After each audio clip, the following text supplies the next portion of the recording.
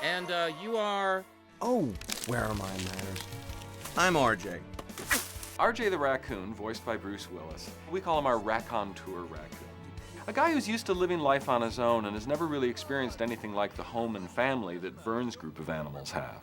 And as it turns out, RJ actually has a little secret that he actually owes some food to a bear that he ripped off. And he's using these animals to get the food back for him. And it's Bruce doing what he doesn't get a chance to do a lot in most of his movie roles, but it's more of how Bruce got his start, being a charming wisecracker. I play a raccoon as kind of a devil-may-care. He's the Cary Grant of the animal kingdom. So, do you think they have enough? Well, they don't. Because you know what? For humans, enough is never enough. And what do they do with the stuff they don't eat? They put it in gleaming silver cans. Just for us. I think he's a metaphor for trying to take a shortcut in life. He's looking for the easiest, fastest way to get what he wants. We actually compare him a lot to Harold Hill in The Music Man. A sort of a sly con man who comes in, sings a great song, but doesn't quite warn them of the perils and dangers that he's leading them into. Oh, that's cold, that's cold.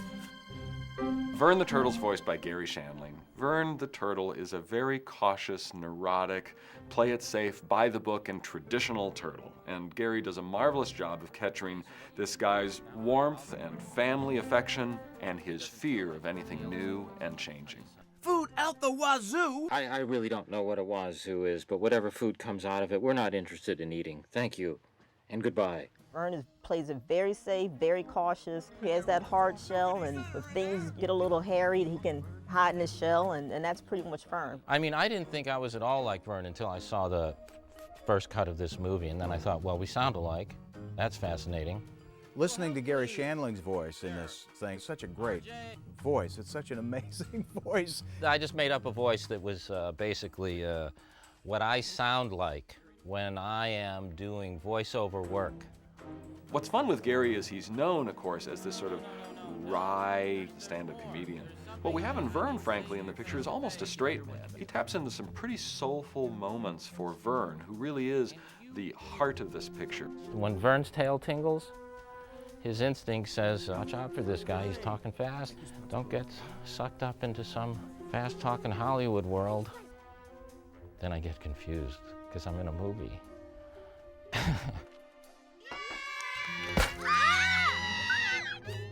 What do you think of when you think of a skunk? You think of an animal that stinks. Skunk! If this is the luggage that you carry around all your life, it's bound to shape your personality a little bit. And the way you might combat this is you cut people down to size before they get a chance to say something to you. Who does that any better than Wanda Sykes?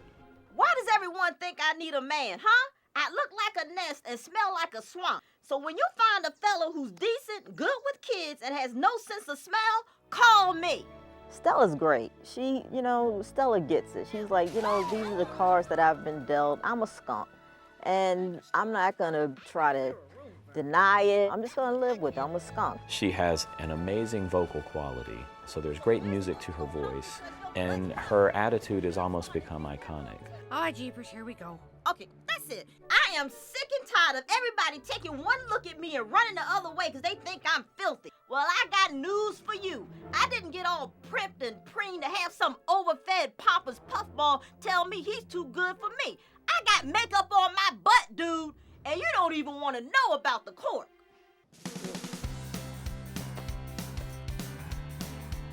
As both a fan of William Shatner and his director, it was a real honor to work with him. You will never have a more energetic, dedicated performer. The man's comic timing is consummate. You never have to explain the setup of a joke to Bill. He reads that script page, gets it, and will give you all sorts of flawless choices as a director for how Ozzy would approach any given problem. The studio is your chance to play. You get a chance to be spontaneous, to work with actors to see sort of what bubbles up while you're exploring a scene. And most of these guys are incredibly gifted at improvisation. Can you try one that's a little bit of the Shakespearean sort of, that is a glorious sight, or... There he goes. Bye-bye. Farewell. Adieu, mon vieux. It's like a knob you can dial. I know.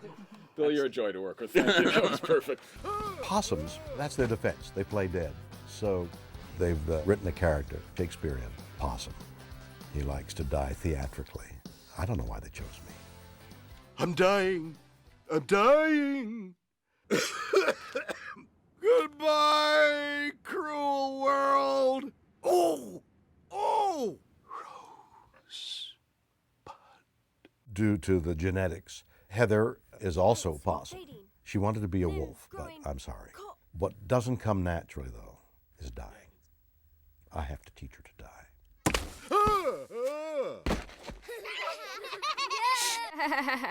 Dad, it was just snow. All teenagers are embarrassed of their parents, and it's like, oh, my father's so not cool. Isn't playing dead a little weak?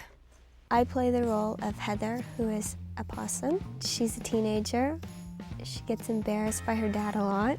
She has a little bit of attitude. We worked our tails off, you know? A lot. And the food we gathered was totally, and you're all whatever. This is her first acting role, and she was telling us, guys, I've never done this before, and you really have to help me be successful.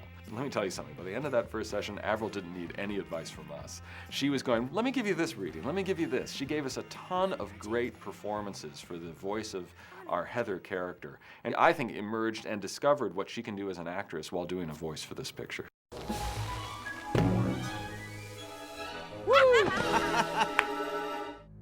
I portray Lou the porcupine, and my wife Penny. Thank you. Is my wife Penny, I guess. It's played by me. It's played by Catherine. That's right. That's what I meant to say. From the moment you meet the characters of Penny and Lou, you're tapped into a richness that Eugene and Catherine bring, merely because they've perform together. They know each other's rhythms and they know each other's comic timing as performers. It really helps give this set of parents a richness and a soulfulness. It was an absolute pleasure to work with them, mostly because you work with people like that and they make our job easier. They take every piece of material that you give them and plus it. Good morning, everyone. Just a super-duper morning, eh? Ah, jeepers. Whoa, not looking so good around the eyes there, huh?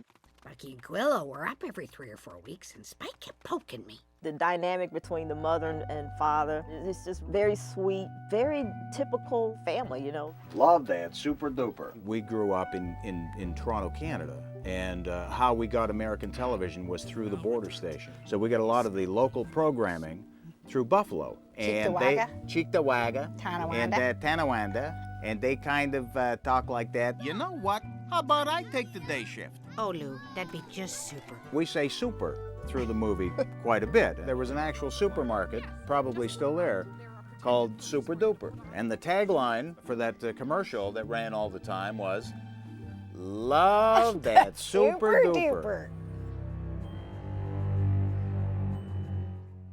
Moon's full, RJ.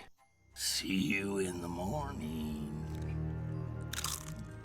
Vincent the Bear is voiced by Nick Nolte, and he's really our primary villain in the piece, the character that turns to RJ and threatens his life if he doesn't get back all of the food RJ stole from him. When we approached Nick Nolte to voice the bear, he was actually sort of surprised. In his gravelly voice, he said, "Now, why would you want me to voice a bear?"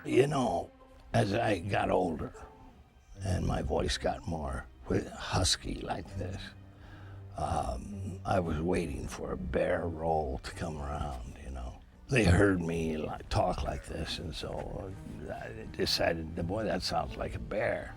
He really brings a level of acting to the piece. It's actually, to be honest, fun to watch, and I think it's been a real challenge for the animators to kind of bring what Nick actually brings to the voice, actually to the physicality of the character. He is a man who really understands text. It's amazing. Nick really wraps his brain around a character, and he touches things in Vincent that are pretty soulful for us, and takes him from a mere sort of simple villain to a rather complicated character. I worked hard to make that guy so likable. The character who espouses a philosophy of selfishness that has kept him alive for a long time, and he tells RJ that that's the right philosophy for him to have, in spite of what he's learning from this group of animals. That is the most vicious, deceitful thing I've ever seen. Classical, RJ. You take the food, and they take the fall. Halt! Intruders! Intruders! Get out, all of you! The Persian cat is a British stand-up comic named Omid Jalili. Tiger, the Persian cat, is a domesticated animal, and it's very shocked to see all these wild animals. It's basically the tension between a domesticated animal and wild animals. Stop! No one has ever spoken to me like that. It is bold. I like it. No, I can talk. I'm just driving. Hi, this is Gladys Sharp. You're president of the Homeowners Association? Right. Gladys Sharp is my character's name, and she's a very career-driven woman. But her main reason for living is to maintain and run this wonderful housing development.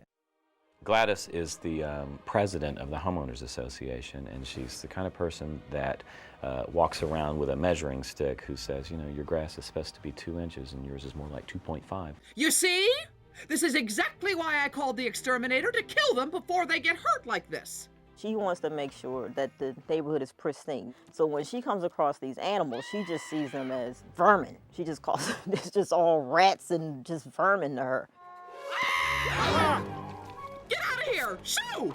Get out of here! I just mopped this patio, filthy vermin! Now she calls perhaps an even greater foe into the mix. I believe someone phoned about an animal problem. Solution is standing before you. Dwayne LaFontaine is here. This is a guy who takes pest control not just as a career, but as a passion. He's absolutely an arch professional, but given his line of work, he's kind of inhumane. He has all these gadgets, and he's lopping off heads, and you know, catching in traps, and it's like way over the top. Oh, that's the D Pelter Turbo. Prepare for a lot of stinging. Well, Dwayne can walk up onto a scene and just take one sniff and actually, you know the phylum, genus, and species of whatever animal has been there. That's how trained his nose is. What am I up against here? Possum, porcupine, skunk, squirrel, raccoon, amphibian. Reptile. No. Reptile. Easily the best improv man I have ever worked with in 3 pictures now in animation. Whatever you put in front of Thomas is merely the soil upon which to grow an incredible array of funny character moments. Our very first session with Thomas Hayden Church, we had a line out there where Gladys is looking at the possum and says, "I think he's dead." And Thomas Hayden Church just spit out of nowhere, "Oh really? Do you in fact have an associate's degree from Verm Tech?" Now, Hemi, go! Go!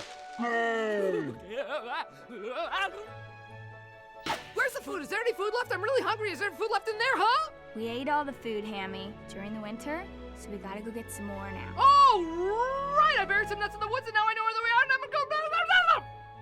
Yeah, we can use that. Hammy is an idiot savant without the savant. He is a very well-intentioned, very well-meaning squirrel.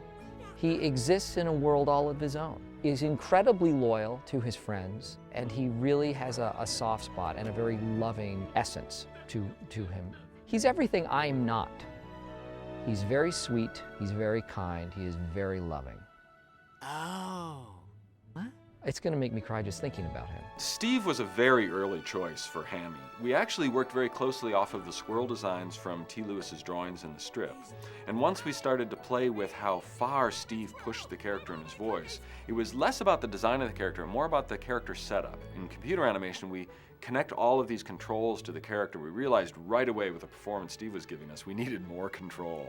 He had such incredible dynamism from broad to quiet that we needed the animation controls and capabilities of the face to reflect his voice performance. Our sessions with him are too short, actually, because he's so efficient and good.